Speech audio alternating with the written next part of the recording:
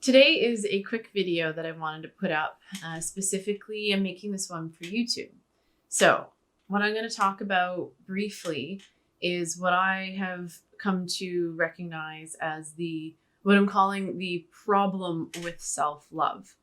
And it's a little clickbaity, but it's okay because there's like 30 of you. So you're here because you want to be anyway. And I don't think I tricked you into anything. And there's no ads and revenue generation. So the problem with self-love, as I like to put it, is something that I've been reflecting on this week because of my big announcement that I've started writing my book, which is a huge relief. If you watched my video about finding the little house and drawing the property and then moving in and everything like that, like the reason why I took that leap of faith was to be able to shift direction into writing. I felt like this book has been in me for a while and I'm really excited. Like, wow, it's a real relief to be writing it. It wasn't coming in for a little bit and I was just like, changed my whole life for this, awkward. So the book is, how do I put this? It's the genre that's called a teaching memoir. So it's not a full memoir like autobiography of the life of Jessica because let's face it, I'm just not famous enough for you to want to know every nook and cranny of my life.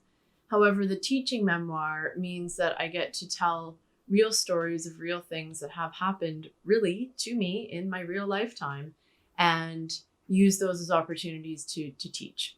So you've probably picked up that I'm really passionate about self-love, and there's a reason for that. And it's the stories that I have as I've been writing the book, and how many times last week that I wrote about having seriously contemplated suicide because of the background that I had and where I was at that point in time.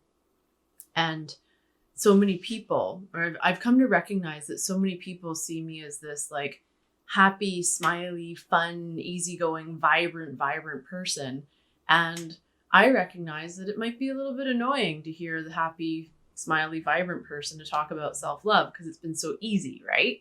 I just show up, I'm like, hashtag self-love, love yourself, tell yourself I love you, woo, bye, next time.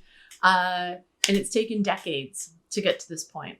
And to tell that story of how I came into this practice, I feel it's going to be really powerful. And I can already see that in the manuscript. So what I'm finding in the feedback that I'm getting from people, and also as I tell my own story, is that so many of us that were raised in a Christian or a quasi-Christian construct, we've been led to believe that we don't deserve love, right? The love from the sky god was upon the condition that we followed certain rules. And that's for those of us like me. That's a lot of the book is about. I was raised in a cult community, in a very closed religion. And so I had to play by the rules. It was thin ice, very happy childhood, but with certain conditions to be able to stay in my family and to stay in my community. It's some of the things I've been writing, and because I'm so healed from it, it's been so long that I can look back and I'm just thinking, wow, this is nuts. And it's true. I'm not making it up. Wow. And I just keep typing, and I'm grateful that I'm so healed that I can tell these wacky, super wacky stories. So what I was saying is that what I'm finding is that for those of us that were raised in a Christian style construct, or even those of you that were exposed to it, but you say things to me like, we didn't go to church, or we went to church at Christmas, or I went to church at my grandparents. My theory is that you were still exposed to those beliefs, right? That there's something that we need to do to be deserving of love, and that love is something that needs to be deserved. And then that's the type of person that expresses how hard it is, how challenging it is to be able to bring love back upon themselves. So that's what my content's going to be digging into. And it's been really freeing to be writing this book. and to be sharing my personal, it's so personal. Oh my God, this thing, my really, really personal journey.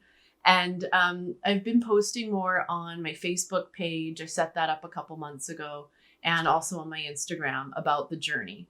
So I have a little favor from you as well. If you're on either of those platforms, on Facebook or Instagram, I would love it if you could support me over there. I took a writing course last year, and it wasn't so much about how to write. I'm actually starting the how to creatively write, how to write creatively. I'm starting that course in a couple weeks, but the course that I took last year was more about how to get published. And what I learned there is to even get the attention of a publisher, it isn't printing off manuscripts and delivering them in manila envelopes all over the city and trying to get FaceTime with a publisher. It's more of our social media presence and the platform that we already have and how many people are already listening to us. So if you've been here on YouTube and you've been following along or listening or what have you, I'm going to put the links in the description. And this is me asking for help. I don't have ads. I don't monetize.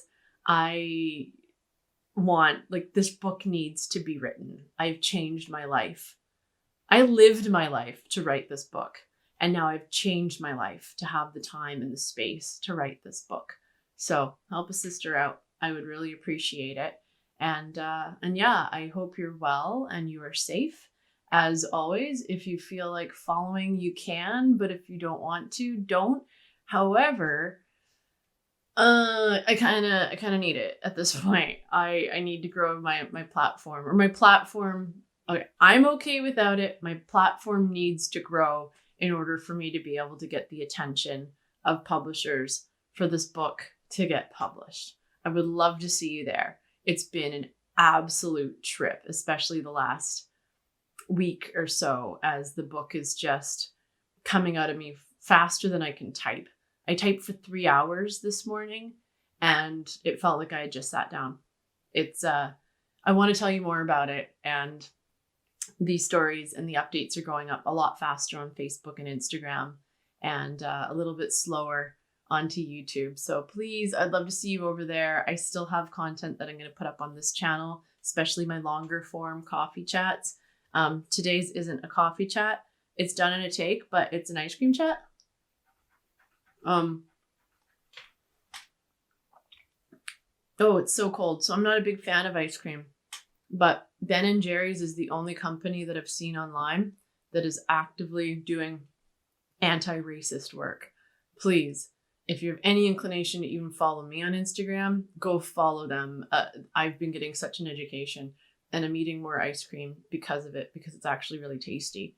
An unpaid endorsement from me in my Seafoam Green kitchen. There's a post on Instagram about how the kitchen came to be, and I would love it if you followed my journey. Thanks.